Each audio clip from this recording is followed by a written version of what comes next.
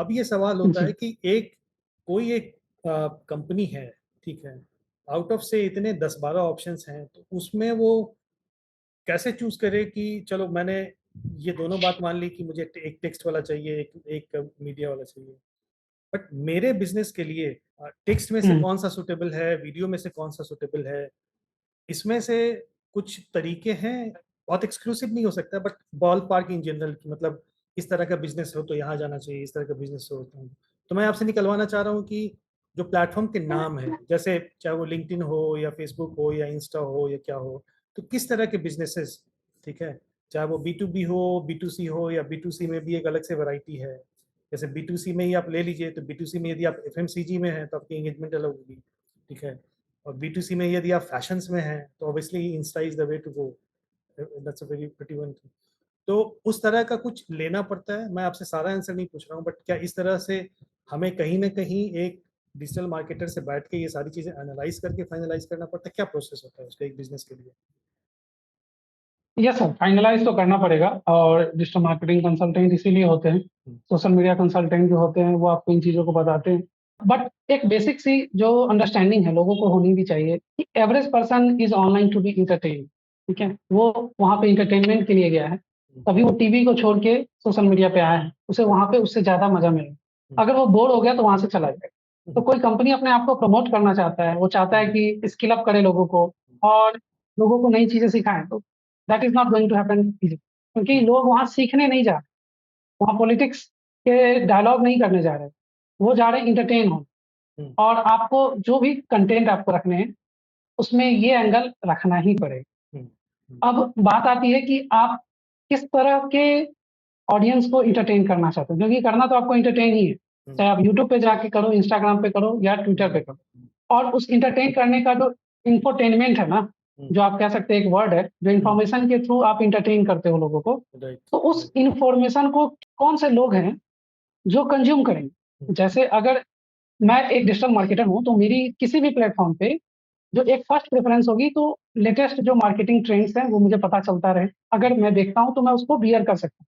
मैं गया हूँ इंटरटेनमेंट के लिए, एज ए इंडिविजुअल मैं गया हूँ सोशल मीडिया पे इंटरटेनमेंट के लिए, लेकिन अगर मुझे मेरे प्रोफेशन से रिलेटेड कुछ दिखता है स्क्रॉल करते वक्त, तो मैं उसे झेल लूंगा, मैं उसे पढ़ लूंगा, मैं उसे लाइक करके सब्सक्राइब करके और फॉलो भी कर सकता हूँ कि चलो ये इस तरह के फीड में मुझे आएंगे तो मुझे इस टाइम पे भी मैं थोड़ा प्रोडक्टिव हो जाऊंगा, क्योंकि हर कोई के अंदर ये तो गिल्ट होता ही है सोशल मीडिया में कि मैं टाइम पास कर रहा हूँ, टाइम किल कर रहा हूँ।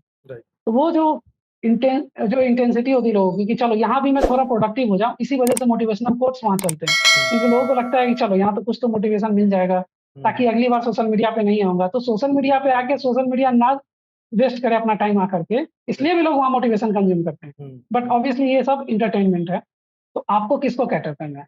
अगर आपके फाउंडर्स को कैटर करना है तो आपको लिंक्डइन जैसा प्लेटफॉर्म जरूरी है, क्योंकि वहाँ ज्यादातर लोग प्रोफेशनल हैं, उनकी जो डिटेल है वहाँ पे वो प्रोफेशनली वहाँ पे दिया गया है, ना कि आप वहाँ देखेंगे बहुत सारे पिक्चर इंस्टाग्राम की तरह वो पूरे दुनिया घूम रहे हैं और वहाँ पोस्टर पिक्चर डाल रहे हैं, ऐसा नहीं है। तो आपको वहाँ पे थ्रू आउट द रेज्यूमे की तरह उनका इन्फॉर्मेशन दिखेगा, तो आप उस तरह की डिटेल टारगेटिंग भी कर सकते हो, अपने फाउंडर लोगों से मिल सकते हो, उनको पिच कर सकते हो। तो जिन लोगों की इस तरह की रिक्वायरमेंट है उससे रिलेटेड आप डालेंगे। बहुत सारे एंजल इन्वेस्टर्स को मैंने देखा है हाल ही में लिंक्डइन पे कि वो कैसे आप अपना पिच डेक तैयार करोगे, कैसे आप इन्फ्लुएंसर से कनेक्ट करोगे, कैसे इन्वेस्टर से आप कनेक्ट करोगे, कैसे आप अपने प्रोडक्ट का डेमो प्रिपेयर करोगे, उस पर वो ट्रेनिंग दे रहे हैं। और ये एक बहुत ही कह सकते हो ज्वलंत मुद्दा है, बहुत सारे लोगों को पता ही नहीं है। बहुत सारे भारत में स्टार्टअप कल्चर क्रिएट है, लेकिन लोगों को इतना आसानी से इन्फॉर्मेशन अवेलेबल नहीं है। अब जिस एंजल इन्वेस्टर ने या जिस कंपनी ने इस तरह के इंफोटेनमेंट देना शुरू किया है, ऑब्वियसली उनके ज्यादा फॉलोअर होंगे। तो इसमें क्या है, क्वालिटी भी है, कंटेंट भी है, और इस कंटेंट के साथ इंटेंट भी है कि हमें किसको इम्प्रेस करना है, किसको बुलाना है, किसको हमें फॉलोअर बनाना है, किसको हमें रीच आउट करना है। तो कंटेंट से ही आपका प्लेटफॉर्म डिसाइड होता है। तो बिजनेस आपका क्या है उस पर ही डिपेंड करता है। B2C वाले ज्यादा से ज्यादा ऑडियंस के लिए जाएंगे, तो ज्यादा ऑडियंस कहाँ पे है, फेसबुक पे है, यूट्यूब पे है और इंस्टाग्राम पे है, तो वहां पे लोग जाएंगे। जो लोग न्यूज से रिलेटेड कंटेंट में, न्यूज मीडिया में है, तो वो ट्विटर पे ज्यादा एक्टिव है। B2B के ज्यादातर लोग लिंक्डइन पे एक्टिव होना चाहेंगे। यहाँ पे मैं एक और चीज बताना चाहूंगा कि एज ए कंपनी पर्सपेक्टिव ही नहीं होना चाहिए जब आप कंटेंट क्यूरेट कर रहे हो तो। खासकर आप जो देखेंगे, जो कंटेंट आप क्यूरेट करते हो कंपनी से, अगर आप उसके अपडेट कर रहे हो तो उसकी रीच कम होगी, क्योंकि लोगों को ह्यूमन एंगल वहां नहीं मिलता है। आप अपने एम्प्लॉय को, आप अपने जो पार्टनर्स हैं, जो फाउंडर्स हैं, उनको चेहरा बनाएँ रादर दैन कंपनी से अपडेट करें। आप कहीं भी अपडेट करते हैं, बिज़नेस पेज हर जगह है, चाहे फेसबुक है या इंस्टाग्राम है या ट्विटर है, हर जगह आपको बिज़नेस पेज दिखेगा। बट अगर उसी स्टोरी को अगर आप एक ह्यूमन एंगल देते हो, अगर आप एक फाउंडर बात करता है उसी स्टोरी को लेके, अगर एक एम्प्लॉयी बात करता है, तो उसका एक अलग ही बज़ क्रिएट होता है सोशल मीडिया में। तो प्लेटफ़ॉर्म जब भी आप चूज़ करते हैं, तो ये भी चीज़ों का ध्यान रखें और ये आपको डेफ़िनिटली हेल्प करेगा। नहीं, तो आई थिंक कंक्लूजन में हम ये बोल सकते हैं कि ऑब्वियसली ये वेल नोन चीज़ है कि बिजनेस के हिसाब से आप प्लेटफॉर्म चूज कर सकते हैं, बट इसके लिए बिजनेस की समझ भी जरूरी है और इसके लिए सोशल मीडिया प्लेटफॉर्म के लिए भी जरूरी है। तो मेरे ख्याल से ये इस काम को शॉर्टलिस्टिंग करने के लिए कि एक बिजनेस के लिए कौन सा सोशल मीडिया प्लेटफॉर्म सुटेबल होगा, इसके लिए दोनों टीम लगेगी। बिजनेस की टीम में भी जो अपना बिजनेस के बारे में बताएगा और एक डिजिटल मार्केटिंग एक्सपर्ट की टीम भी लगेगी, दोनों मिल के बात करेंगे मेरे ख्याल से। और सोशल मीडिया एक्सपर्ट ये समझेगा कि बिजनेस क्या है, बिजनेस वाले ये समझेंगे कि वो जो प्रमोशन करना चाह रहे हैं उसकी टारगेट ऑडियंस क्या है, किससे क्या करना है नहीं करना है। तो आई थिंक मेरे ख्याल से ये बहुत सी ये सिंपल चेकलिस्ट और टिक करने वाला सवाल और आंसर नहीं है कि आप फलाने टाइप का बिजनेस वन हो तो आप ये दोनों कर सकते हो, आप उसके टाइप पे कर सकते हो, क्योंकि एक बिजनेस टाइप में भी फोकस बहुत अलग अलग हो सकता है, बेचने का तरीका बहुत अलग अलग हो सकता है। ठीक है, तो that's what I am taking from this. इसमें ठीक। एक और चीज़ का ध्यान रख सकते हैं सर कि हाँ। डायरेक्ट हमें एक प्लेटफ़ॉर्म ही सेलेक्ट नहीं करना। हम्म।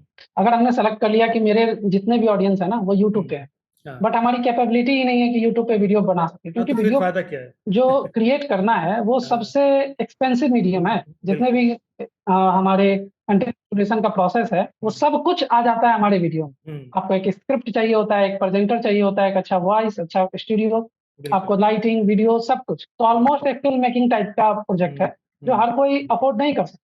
बिल्कुल। जब आप खासकर एक प्रोफ़ेशनल लेवल पे करना चाहते हैं, हाँ, कंपनी के फेस हाँ, के तौर पे करना चाहते हैं, हाँ, तो वो कंपनी की तो तैयारी आप भी उनको, डिपेंड करती है। हाँ, उस चीज़ों को भी आपको ध्यान रखना पड़ेगा और उस बजट के हिसाब से प्लेटफ़ॉर्म आपको चूज़ करना चाहिए। तो जिन लोगों को बिल्कुल। छोटा बजट है, तो वो जा सकते हैं इंस्टाग्राम के साथ, क्योंकि वहाँ फिर उनको ग्राफ़िक्स के साथ ही काम चल जाएगा। राइट। ऑडियंस भी सिमिलर काइंड ऑफ है, जैसे आपके यूट्यूब पे है, वैसा ही इंस्टाग्राम पे है। तो थोड़ा बजट कम हो गया और इंस्टाग्राम पे आप अच्छा हिट कर सकते हैं, क्योंकि आप ग्राफ़िक्स के थ्रू, इन्फोग्राफ़िक्स के थ्रू, शॉर्ट वीडियो के थ्रू आप चल सकते हो वहाँ। राइट।